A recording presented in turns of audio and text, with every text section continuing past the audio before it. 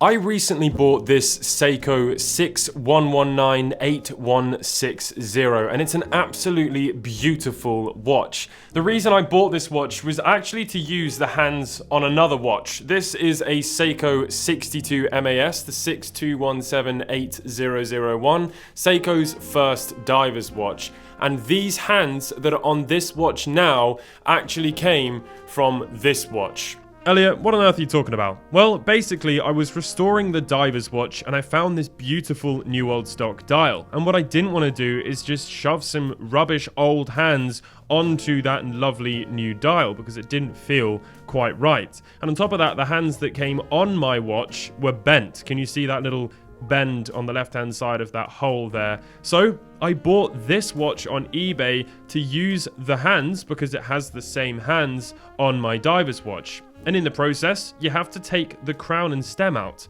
quite a few times. So you remove the case and then you fit it back in so that you can align the hands and remove them. Now, so that I wasn't just leaving this watch with no hands, I fitted the bent hands back onto it. But in the process of doing that, I managed to basically break the mechanism that holds the crown and stem into the movement. Can you see now it's basically just falling out? Now, I wasn't going to tackle this issue in that diver's watch video because otherwise way too much would have been going on. But in today's video, we're going to fix that problem, and I'm also going to have a go at fixing the issue with the hands that meant I didn't want them on this watch. So let's give this all a go. So I've been told that basically there's no way of getting around this other than to take the dial and hands off of the movement and then reset that switch from above. So I don't know how much of this movement we're going to have to disassemble. I'm not a watchmaker and I'm not that good at doing this sort of stuff, so I'm a little bit nervous. But this is a watch that I now can't change the time on.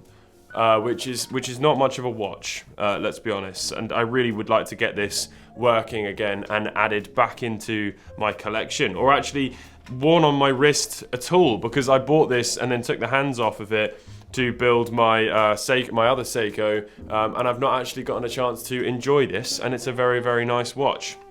So I'm going to start by removing the case back. Uh-oh, that's just flipped off. It got stuck to the little case back ball, but there we go. The case back is off, and we can see the beautiful 6119 movement inside, which apparently is all serviced. So we're gonna have to check that at the end, but I'm quite excited to see. So let's just flip the watch over, and hopefully everything will just come out. Let's have a look.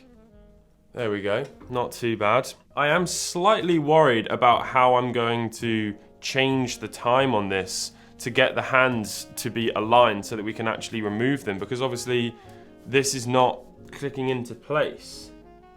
So how am I going to get around that? I can't change the time. If I just flip this all round, we can actually have a look at the problem. So right there, that little hole is the button that locks the crown and stem into place, which obviously is stuck. So I might just have to try and take these hands off, which is horrible because they're not going to be aligned. All right, I've put it into a movement holder, so let's begin.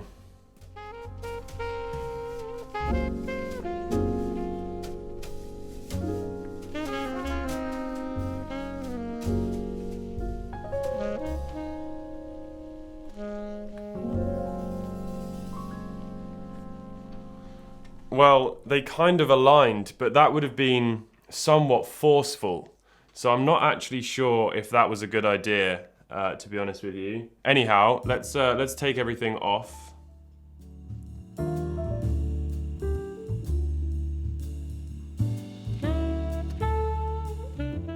So there we go, the hands are now off and they are safely set over here to the side. Now this was the set of hands that came on the watch originally, and I don't know if you can just see there on the left hand side of the hour hand, that's the reason why I replaced them.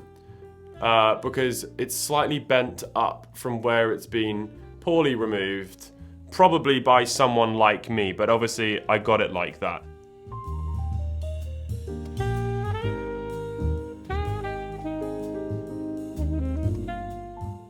Okay, here's my plan. I've got it in this, which I'm not actually sure what the name of these things are, but this is something.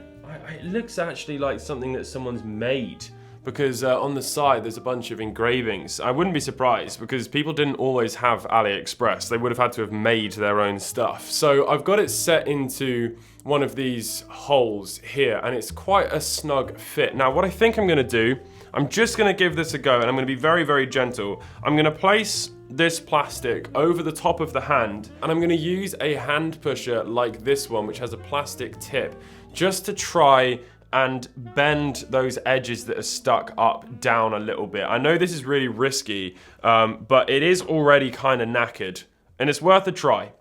So let's give it a go. So, as scary as this was, it's this sort of stuff which gives you experience and confidence in the future. And I suppose because I'd already written this hand off as damaged, as long as I was really careful, I wasn't going to make it worse. And to my surprise, I was actually able to make it slightly better. And I think looking at it back on the footage now, I probably could have been a little bit harder with how much I was pressing. But I just didn't want to make it worse. But much to my surprise, I think I've improved this slightly, which is great.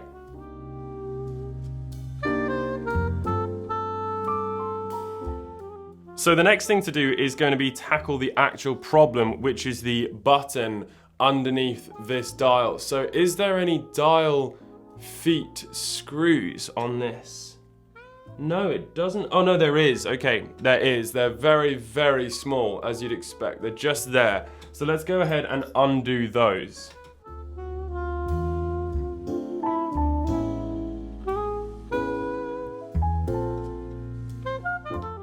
So both of those screws are now loose, so I'm assuming the dial is just gonna lift up.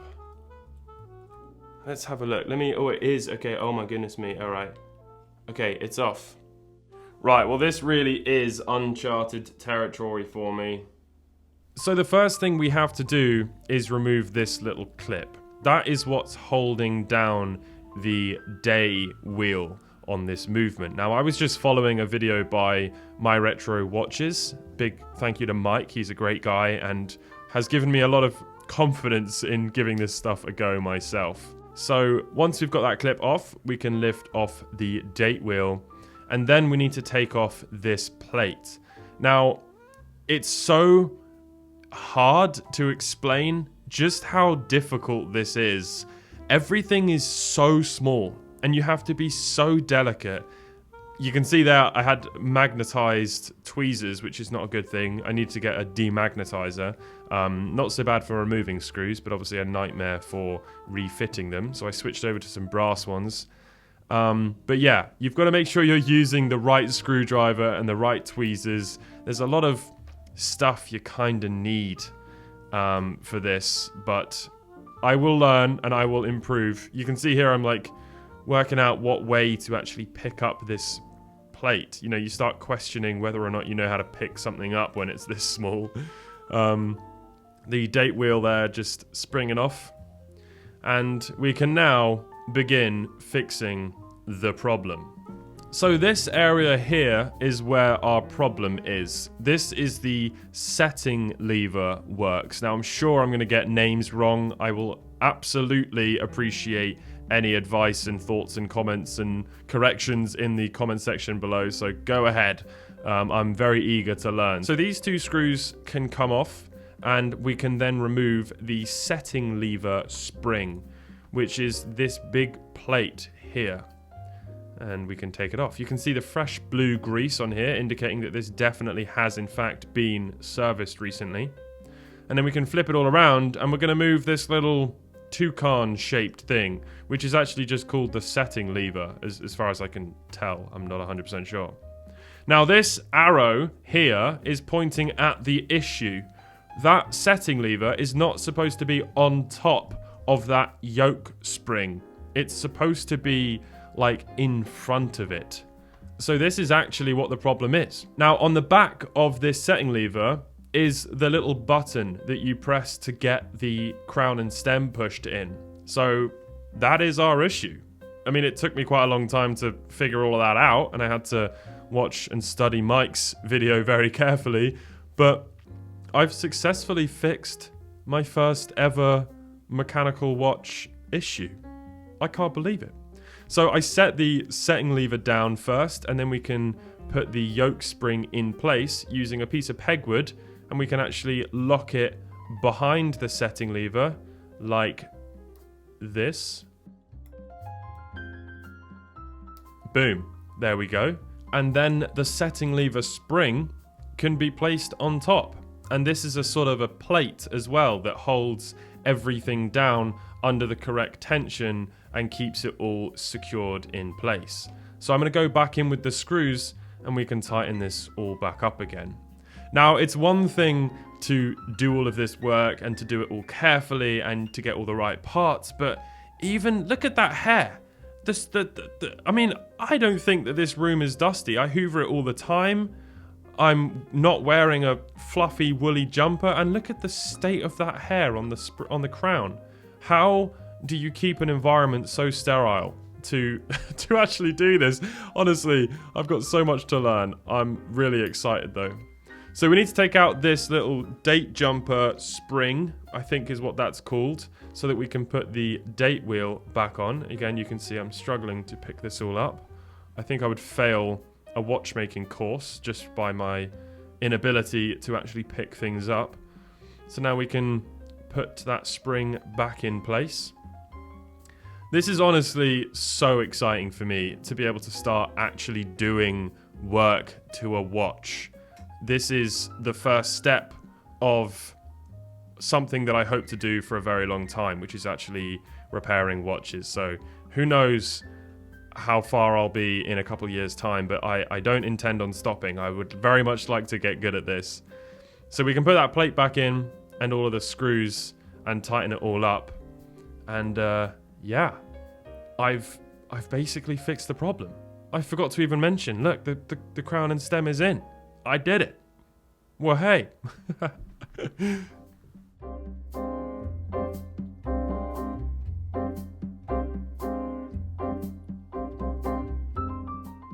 So once that plate is on, we can go back in with the day wheel and set that down.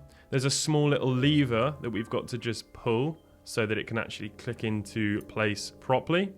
And then we can go back in with our little C-clip, which is surprisingly easy to install again. Much less scary than taking it off. So I'll give everything a little dust off, and then we can set back down the dial, and I can tighten up the dial feet screws. And then we can reinstall the hands. Now, I know I didn't make the hand perfect, but I did vastly improve it. And it's just gonna take my eye off of the light that sort of shines unevenly due to that bend. Apologies for my poor camera work there.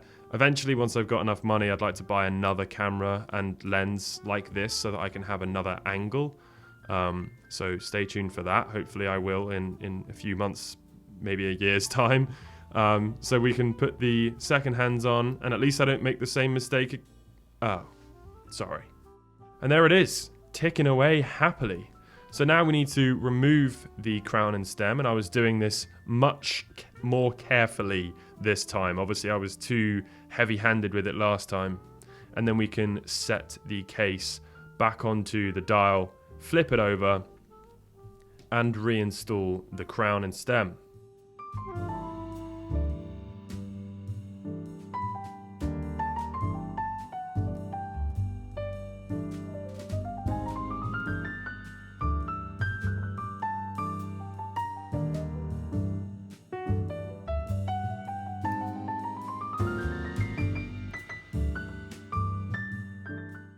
After that, we can put back in the movement retention ring, and also I removed the rotor. Forgot to mention that the watch movement wasn't sitting very well in my movement holder, so I removed the rotor and that made a big difference. I've actually got a more universal movement holder coming down soon, which should hopefully remedy that issue. But yeah, I forgot to mention and film that. And there we go. The case back is now going back on, and it's done. Can you believe it? I can't. Well, there we have it. It is now working absolutely beautifully, and I'm so pleased with it. I've actually been wearing this watch now for a few days to test it, and it is absolutely perfectly accurate. So the service that this person did before they sold it has obviously worked a charm. It's a beautiful watch. I'm so pleased with it. Initially, what I was planning on doing was just using the hands, and then I was going to sell this watch, but I've fallen in love with it. I know, I feel like that's something that a watch collector wants to do. So maybe I haven't actually. But right now, I absolutely love it. And I've been wearing it for the last couple of days. And it's just an absolute beauty. I think it's just the plainness of the dial. It's so simple and elegant and absolutely timeless. So there we have it. I have successfully fixed my first watch and somewhat built my other watch here, so I'm really, really pleased with how everything has turned out. I'd love to hear your thoughts in the comments down below, and I'll catch you all in the next one. Goodbye.